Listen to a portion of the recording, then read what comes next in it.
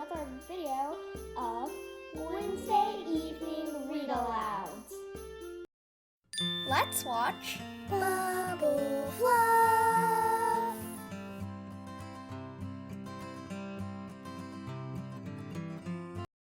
Hey guys, it's Aloud. It's Katie. And this is our channel, Bubble Fluff. Today we're going to be Continuing to read from Harry Potter and the Sorcerer's Stone by J.K. Rowling. So let's Get to it. We got some great tea. Yeah, and I'm just going to be continuing to read from where we left off last time. So, yeah. For a famous place, it was very dark and shabby.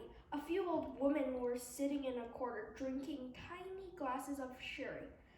One of them was smoking a long pipe. A little man in a top hat was talking to the old bartender, who was quite bald and looked like a toothless walnut. The low buzz of chatter stopped when they walked in. Everyone seemed to know Hagrid. They waved and smiled at him, and the bartender reached for a glass, saying, "The usual, Hagrid?" "Can't, Tom. I'm on Hogwarts business," said Hagrid, clapping his great hand on Harry's shoulder and making Harry's knees buckle. "Good Lord," said the bartender, peering at Harry. Can this be?" The leaky cauldron had suddenly gone completely still and silent. "Bless my soul," whispered the old bartender. "Harry Potter, what an honor." He hurried out from behind the bar, rushed toward Harry and seized his hand, tears in his eyes. "Welcome back, Mr. Potter. Welcome back." Harry didn't know what to say. Everyone was looking at him. The old woman with the pipe was puffing on it without realizing it had gone out. Hagrid was beaming. Then there was a great scraping of chairs, and the next moment, Harry found himself shaking hands with everyone in the leaky cauldron. "Doris Crockford, Mr. Potter, can't believe I'm meeting you at last. So proud, Mr. Potter. I'm just so proud. Always wanted to shake your hand. I'm all of a flutter. Delighted, Mr. Potter. Just can't tell it. Diggle's the name. Daedalus Diggle." "I've seen you before," said Harry as Daedalus Diggle's top hat fell off in his excitement. "You bowed to me once in a shop." "He remembers!" cried Daedalus Diggle, looking around at everyone. "Did you hear that? He remembers me!" Harry shook hands again and again. Doris Crockford kept coming back for more. A pale young man made his way forward very nervously. One of his eyes was twitching. "Professor Quirrell," said Hagrid. "Harry, Professor Quirrell will be one of your teachers at Hogwarts." "Potter," stammered Professor Quirrell, grasping Harry's hand. "Can't tell you how pleased I am to meet you." "What sort of magic do you teach, Professor Quirrell?" "Defense against the dark arts," muttered Professor Quirrell, as though he'd rather not think about it. "Not that you need it, eh? Potter?"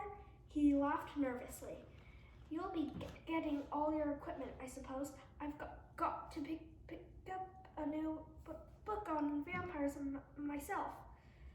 He looked terrified at the very thought. But the others wouldn't let Professor Quirrell keep Harry to himself. It took almost 10 minutes to get away from them all. At last, Hagrid managed to make himself heard over the babble. "Must get on lots to buy. Come on, Harry." Doris Crockford shook Harry's hand one last time, and Hagrid led them through the bar and out into a small walled courtyard, where there was nothing but a trash can and a few weeds. Hagrid grinned at Harry. "Told ya, didn't I? Told ya you was famous. Even Professor Quirrell was trembling to meet ya. Mind you, he's usually trembling." "Is he always that nervous?" "Oh yeah, poor bloke, brilliant mind. He was fine while he was studying out of books, but then he took a year off to get some first-hand experience. They say he met vampires in the Black Forest, and there was a nasty bit of trouble with a hag. Never been the same since. Scared of the students, scared of his own subject. Now, where's me umbrella? Vampires, hags? Harry's head was swimming. Hagrid, meanwhile, was counting bricks in the wall above the trash can. 3 up, 2 across, he muttered. Right, stand back, Harry. He tapped the wall 3 times with the point of his umbrella. The brick he had touched quivered. It wriggled. In the middle, a small hole appeared. It grew wider and wider. A second later, they were facing an archway large enough even for Hagrid. An archway onto a cobbled street that twisted and turned out of sight. Welcome, said Hagrid, to Diagon Alley. He grinned at Harry's amazement. They stepped through the archway. Harry looked quickly over his shoulder and saw the archway shrink instantly back into solid wall. The sun shone brightly on a stack of cauldrons outside the nearest shop. Cauldrons, all sizes, copper, brass, pewter, silver, self-stirring, collapsible, said a sign hanging over them. Yeah, you'll be needing one, said Hagrid, but we gotta get your money first. Harry wished he had about 8 more eyes. He turned his head in every direction as they walked up the street, trying to look at everything at once. The shops, the things outside them, the people doing their shopping. A plump woman outside apothecary was shaking her head as they passed, saying, Dragon's liver, 16 sickles an ounce, they're mad. A low, soft hooting came from a dark shop with a sign saying, Ilops Owl Emporium, Tawny, Screech, Barn, Brown, and Snowy. Several boys about Harry's age had their noses pressed against a window with broomsticks in it. Look, Harry heard one of them say, the new Nimbus 2000, fast as ever. There were shops selling robes, shops selling telescopes, and strange silver instruments Harry had never seen before. Windows stacked with barrels of bat spleens and eel's eyes, tottering piles of spellbooks, quills, and rolls of parchment, potion bottles, globes of the moon. Gringotts, said Hagrid. They had reached a snowy white building that towered over the other little shops. Standing beside its burnished bronze doors, wearing a uniform of scarlet and gold was, yeah, that's a goblin, said Hagrid quietly as they walked up the white stone steps toward him. The goblin was about a head shorter than Harry.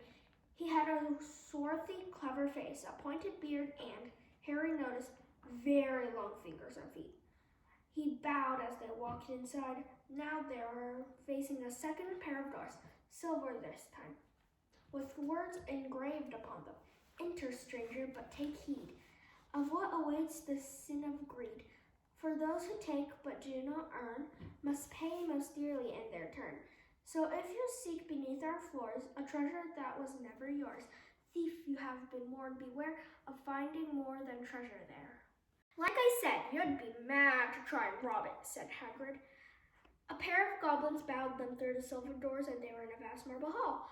About 100 more goblins were sitting on high stools behind a long counter, scribbling in large ledgers, weighing coins in brass scales, examining precious stones through eyeglasses.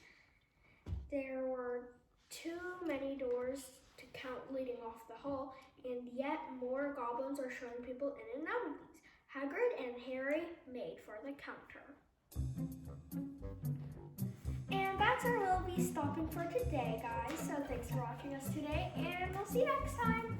Bye!